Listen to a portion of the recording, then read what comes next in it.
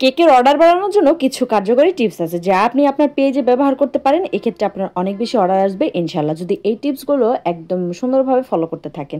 এখানে কিছু সহজ টিপস আমি আপনাদের সঙ্গে শেয়ার করবো, আশা করছি এগুলো অনেক কাজে লাগবে। আর ভিডিওটা যদি ভালো লাগে অবশ্যই লাইক কমেন্ট করে শেয়ার করে রাখবেন যাতে অন্যরাও দেখতে পারে। পেজটাকে সুন্দরভাবে সাজানোর জন্য উন্নত ছবি এবং ভিডিও আপলোড করুন। আপনি যেই পণ্য নিয়ে কাজ করছেন সেই পণ্য সুন্দর করে ছবি তুলবেন এবং ভিডিও আপলোড করবেন। এবং অবশ্যই আপনার পণ্য নিয়ে সুন্দর সুন্দর কন্টেন্ট লিখবেন, যেগুলো নিয়ে গ্রাহকরা অনেক বেশি আকর্ষিত হবে আপনার ওই পণ্যের ব্যাপারে। এমনভাবে লিখবেন যাতে করে আপনার ওই পণ্যটা মানুষ নিতে বাধ্য। আর আপনার ওই পণ্যটার ছবিটা এত সুন্দর আকর্ষণীয় করে তুলবেন যেটা দেখলেই মানুষের 1 মিনিট হলেও নজরটা ওই পিকচারের উপরেই থাকবে। অবশ্যই প্রফেশনাল ছবি ইউজ করবেন।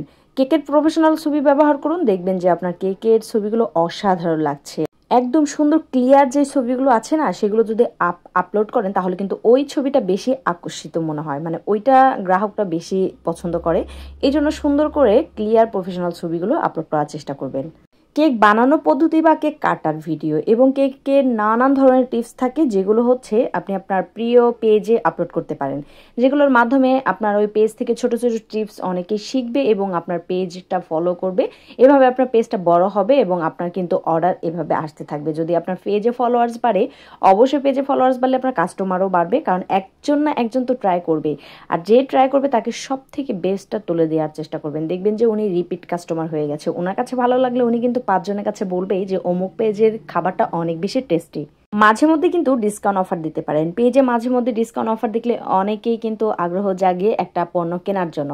আপনি যদি একটা কেক আপলোড করেন, সেই কেকের উপরে যদি কোনো ডিসকাউন্ট দেন, সেক্ষেত্রে কিন্তু মানুষের উৎসাহ জাগবে যে এই কেকটা ডিসকাউন্টে খেয়ে দেখি, যদি ভালো লাগে নেক্সট টাইমে নাই রেগুলার প্রাইজে নিয়ে থাকবো। এভাবে ডিসকাউন্ট মাঝে মধ্যে দিয়ে পেজের রিচটা বাড়িয়ে নিতে পারেন। অবশ্যই প্রত্যেকটা ক্লায়েন্টের থেকে আপনার রিভিউ নিতে হবে। রিভিউগুলো নিয়ে সুন্দর করে পোস্ট আকারে শেয়ার করতে পারেন, অথবা পেজে রিভিউ অপশন আছে সেখানে রিভিউ দিতে বলতে পারেন। আপনার একজন কিন্তু নতুন ক্রেতা যদি আপনার পেজে ঢোকে, তখন কিন্তু সে চেক করে যে আপনার ফলোয়ার্স কত, আপনার রিচ কেমন, মানে আপনার রিভিউটা কেমন। তো রিভিউ যদি ভালো দেখে তাহলে কিন্তু অবশ্যই ওই কাস্টমারটা আপনার থেকে কেকটা নিতে আগ্রহ করবে। এই জন্য চেষ্টা করবেন প্রত্যেকটা ক্লায়েন্টের থেকে সুন্দর সুন্দর রিভিউ নিতে। আমি মাঝে মধ্যে নিই, আবার মাঝে মধ্যে সময়ের অভাবে নিতে পারি না।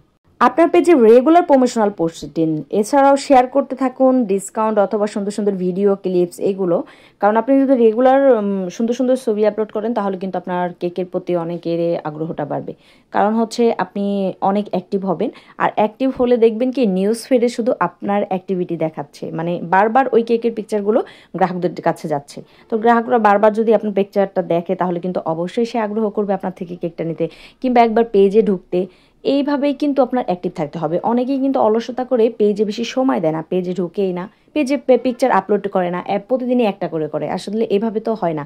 আপনি যদি পেজটাকে রানিং চালাতে চান, অনেক বড় করতে চান, তাহলে প্রতিদিনই অন্তত মিনিমাম 10টা করে পোস্ট করুন, না পারলেও 5টা করুন। আর সুন্দর সুন্দর কন্টেন্ট লিখুন। অবশ্যই আপনি যেই কেকের আপলোডটা করছেন সেই কেকের বিষয়ে লিখুন, যাতে করে মানুষ একটু বেশি আকর্ষিত হয়। মাঝে মধ্যে কাস্টমারদের খুশি করার জন্য কিন্তু আপনি চাইলে ডেলিভারি চার্জটা ফ্রি দিতে পারেন। ধরেন আমার প্রিয় ক্লায়েন্টরা যারা নতুন নতুন কেক নেয়, আমি তাদেরকে মাঝে মধ্যে ডেলিভারি চার্জটা ফ্রি দিয়ে দিই, মানে নিজের থেকেই দিয়ে দিই।